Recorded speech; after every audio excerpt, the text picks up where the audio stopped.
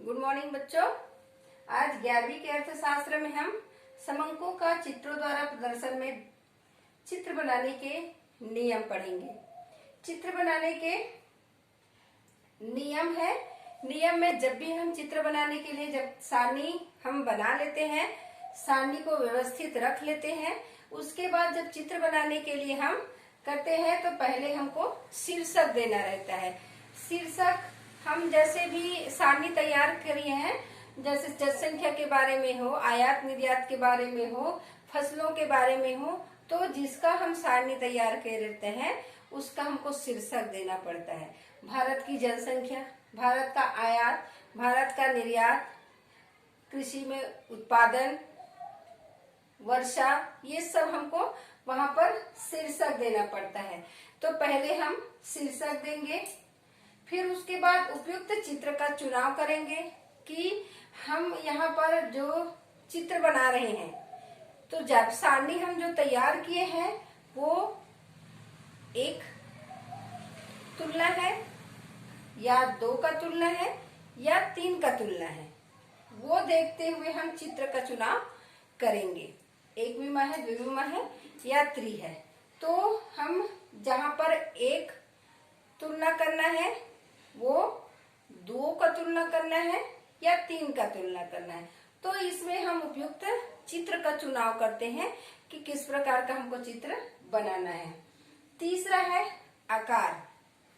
आकार भी ऐसा होना चाहिए कि जिस प्रकार जैसे हम पेज में बना रहे हैं उसके हिसाब से हो, ना अधिक बड़ा हो ना अधिक छोटा हो। इतना भी बड़ा ना हो कि हमको देखने में भी अच्छा ना लगे और इतना छोटा ना हो कि हमको समझ में ना आए।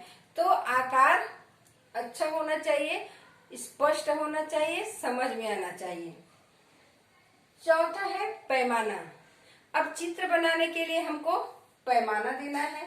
पैमाना अक्षर या सेंटीमीटर के हिसाब से हमको इंच में नापना है स्केल से, तो उसका हम पहले पैमाना देते हैं कि किस प्रकार से उसका हम दूरी रखेंगे।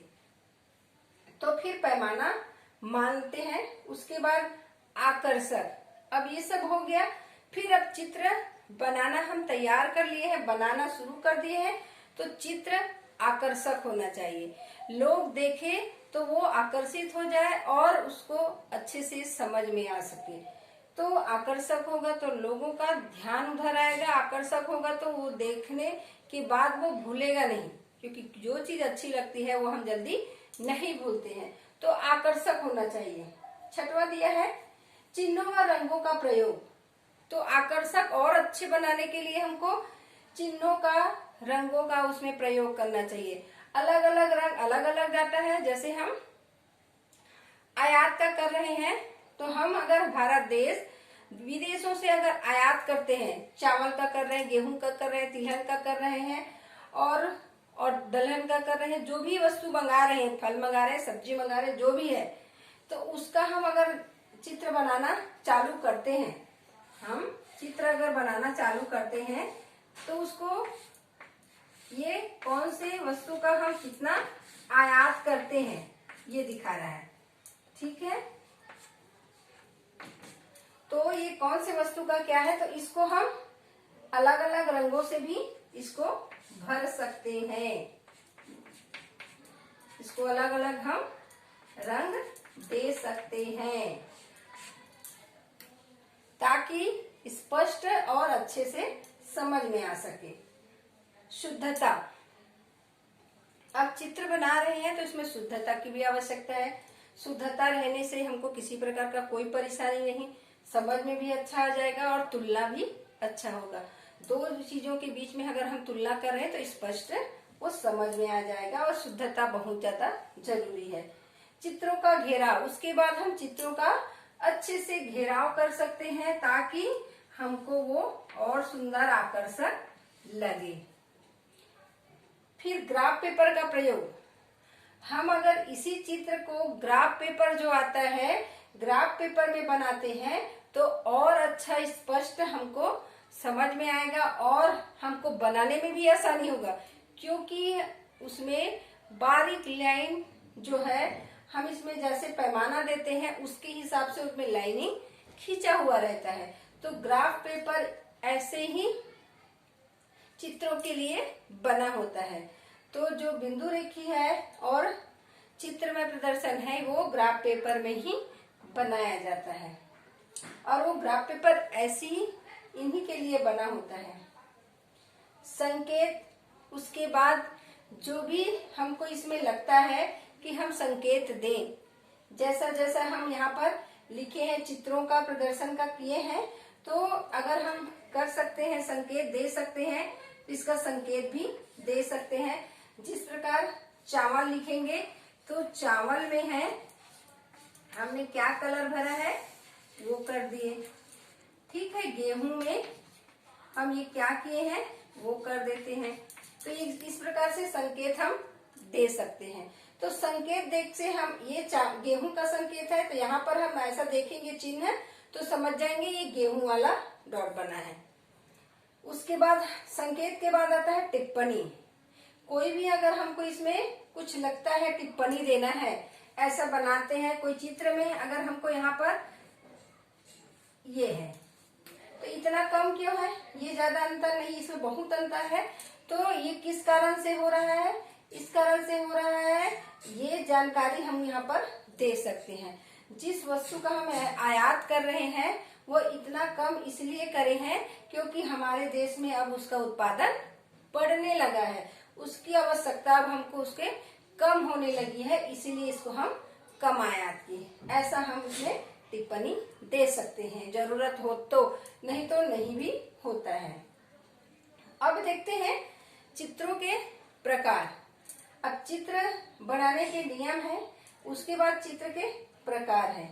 एक विमा चित्र, एक विमा चित्र में हम इसमें एक अगर तुलनात्मक हो, एक के साथ तुलना हो तो ये चित्र बना सकते हैं। इसमें रेखा चित्र, दंड चित्र होता है, रेखा चित्र और दंड चित्र होता है। इसमें हम रेखा चित्र में सीधा रेखा खींच सकते हैं, ये रेखा चित्र होता है। और दंड चित्र में होता है, दंड चित्र में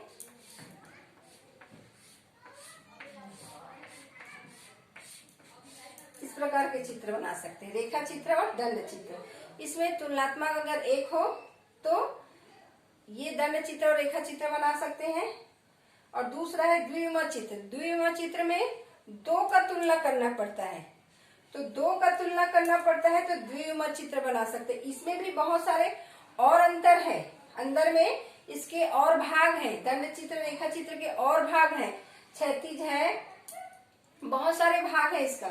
आप बुक को देखोगे तो और अच्छे से समझ में आएगा, बुक को देखोगे, पढ़ोगे, उसको बना के देखोगे तो ज्यादा अच्छे से समझ आएगा। उसके बाद द्विविमा चित्र में दो का तुलना करना है, इसमें एक अगर तुलना करना है, और द्विविमा में दो का तुलना करना है तो द्विविमा चित्र बनाते हैं। और त्रिविमा चित्र में तीन अगर तुलना करना है, तीन समंकों का यहाँ पर तुलना करना है तो त्रिविमा चित्र यहाँ पर बनाया जाता है। त्रिविमा चित्र में है, देखते हैं कि जैसे हम इसमें बना दिए हैं वर्ग, इसमें हम घन सेंटीमीटर घन का रूप देते हैं, इसमें वर्ग, इसमें घन। और चित्रलेख, चित्रलेख में है चित्रों का, जैसे हम उसमें दिया गया है कि दूध का उत्पादन रूस में और भारत में, रूस में कितना दूध का उत्पादन हो रहा है और भारत में कितना हो रहा है। रूस में हो रहा है 8 और भारत में 4।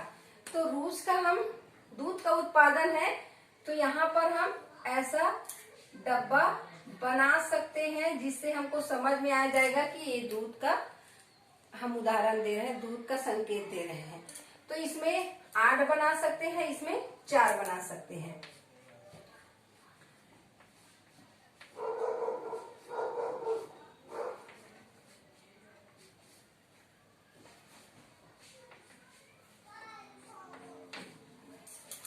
तो ये हो गया चित्रलेख। फिर मानचित्र आता है। मानचित्र जो भारत का नक्शा है, विश्व का नक्शा है और अलग अलग देशों का नक्शा है, उसके हिसाब से हम प्राकृतिक है जो भरते हैं, जिसमें हम शहरों का, जैसे हम भारत का नक्शा बना लिए और भारत के नक्शे में हम शहर को भर रहे हैं। शहर कहाँ कहाँ कौन कौन से शहर है, दिल्ली, मुंबई और जो भी है भारत का, अगर हम यहाँ पर नक्शा बनाए हैं तो कौन कौन से शहर कहाँ पर आता है, उसके हिसाब से